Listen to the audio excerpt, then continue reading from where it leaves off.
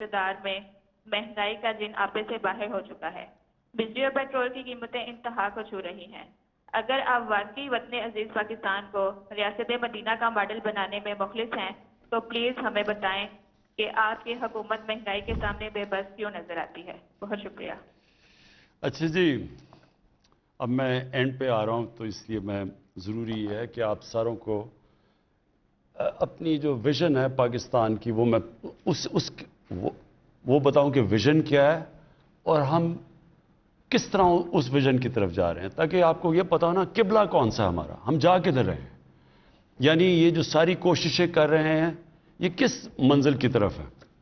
देखिए, जब आप नमाज पढ़ते हैं ना 5 वक्त पे, जब आप अल्लाह से सिर्फ एक ही चीज़ नमाज पढ़ के मांगते हैं कि अल्लाह हमें उनके रास्ते पे लगा जिनको तूने नेमतें बख्शी, सिर्फ एक चीज़ मांगते हैं। ये याद रखें कि वो रास्ता है, हम मंजिल नहीं मांग रहे हैं, हम उस रास्ते पे चलते हैं, क्योंकि वो रास्ता, वो मंजिल तो वो उस पे जो पहुंचे हैं वो नबी सल्लल्लाहु अलैहि वसल्लम पहुंचे हैं, वो तो हम पहुंच नहीं सकते। लेकिन हम अगर उनके रास्ते पे भी चले गए तो ये मुल्क बिल्कुल एक अजीम मुल्क बन जाएगा। ये बना था इस्लामी फलाई रियासत, ये इसका मकसद था पाकिस्तान का बनने का। अब मैं आपको बताऊं कि वो रास्ते के अंदर कौन से असूल हैं जिनके ऊपर वो मदीना की रियासत खड़ी हुई थी, और उन असूलों को हम कितना अपना चुके हैं। सबसे बड़ा असूल ये था कि फलाई रियासत बनी थी गुर्बत कम करने के लिए, निचले तबके को ऊपर उठाने के लिए बनी थी, पहली दफ़ा दुनिया की तारीख में।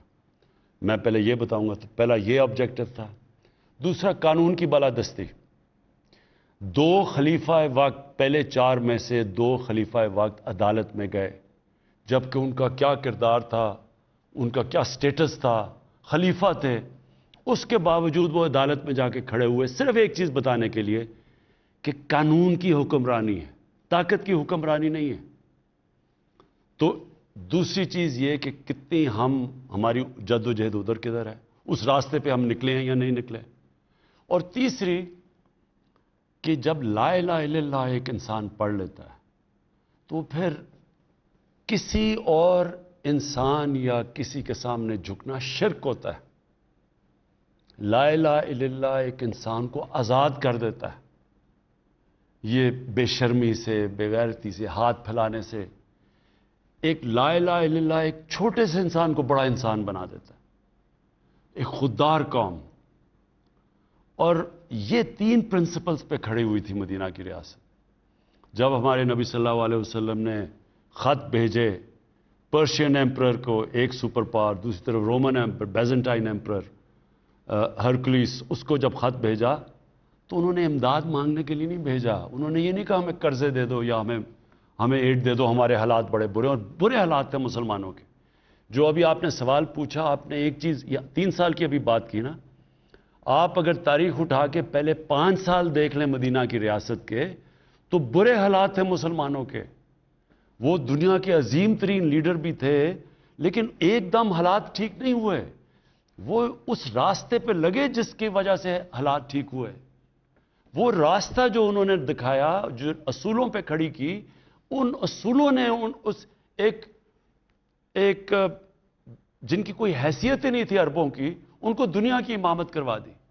तो पहले तो आपको समझना है कि क्या हम उन उसूलों पे चलने की कोशिश कर रहे हैं या नहीं कर रहे हैं। क्या इस मुल्क के अंदर हम अपने कमजोर तबके के लिए वो कदम उठा रहे हैं। कभी पाकिस्तान में किसी ने सोचा था कि हेल्थ कार्ड, जिन सूबों में हमारी हुकूमत है, पख्तूनख्वा, पंजाब, आज़ाद कश्मीर में अब, और गिलगित बल्तिस्तान, इन सारे सूबों में जिधर हमारी हुकूमत है वहां पूरी तरह हम हर शहरी को हेल्थ कार्ड दे रहे हैं, हेल्थ इंश्योरेंस। ये इतनी बड़ी चेंज है कि कोई सोच, ये हमारे से अमीर तरीन मुल्कों के अंदर भी ये सहूलत नहीं है। यानी एक खानदान के पास हेल्थ इंश्योरेंस 10 लाख रुपए तक उस खानदान में अपना इलाज करवा सकते हैं। ये एक इनकलाब है।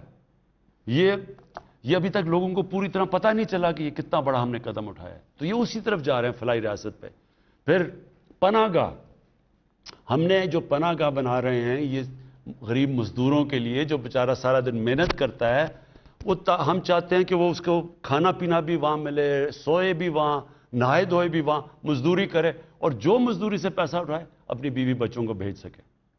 یہ پناہ گاہ میں ابھی ہم اضافہ کر رہے ہیں۔ میں ابھی آپ کو بتا دوں کہ ہم نے ابھی تک کتنی پناہ گاہ بنا چکے ہیں آپ کے پاس؟ ہم اب تک 22 پناہ گاہ بنا چکے ہیں شہروں کے اندر، اور 11 اور بننے والی ہیں، اور انشاءاللہ یہ ہم پھر پھیلاتے جائیں گے جدھر جدھر مزدور کام کرتے ہیں ان کے لیے رہنے کے لیے۔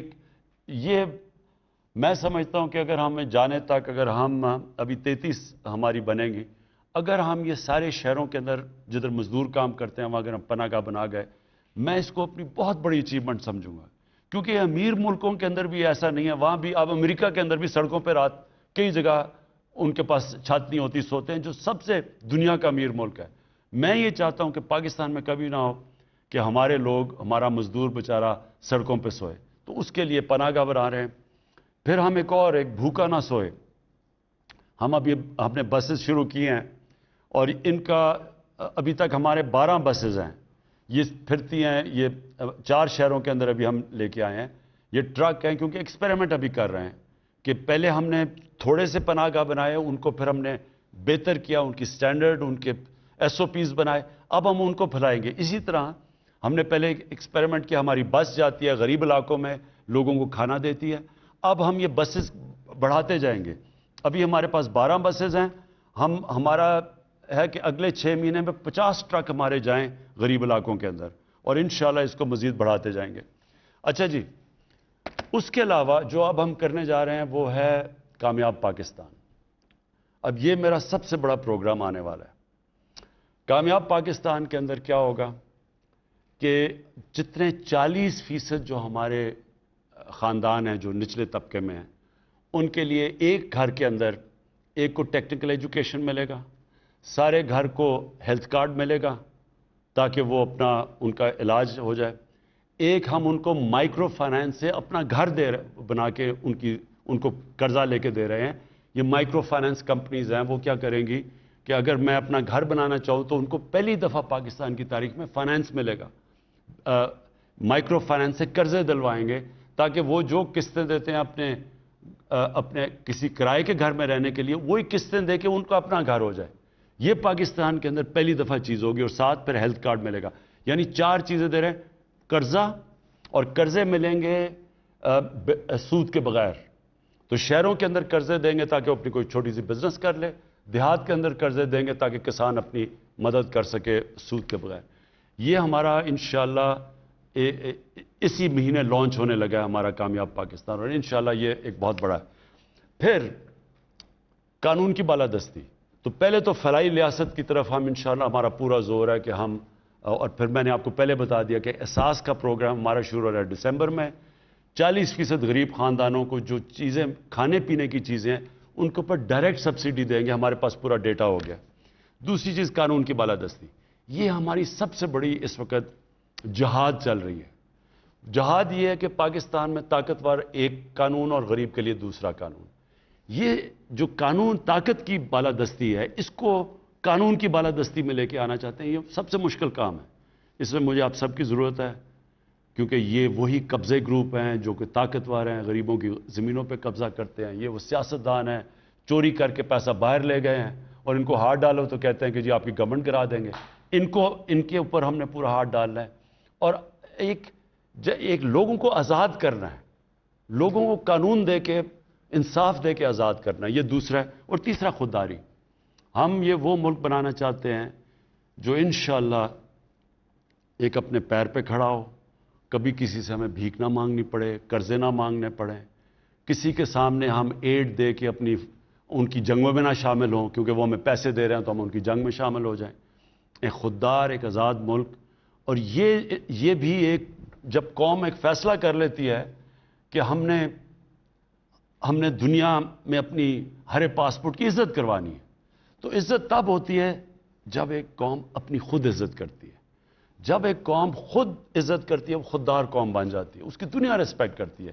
تو یہ میرے 3 ایم ہیں، اور انشاءاللہ میری کوشش یہ ہے کہ 5 سال کے بعد اب یہ جو ہمارا ٹرم ختم ہوگی لوگ دیکھیں گے 5 سال پہلے کیا تھا پاکستان کے حالات اور 5 سال کے بعد کیا ہے.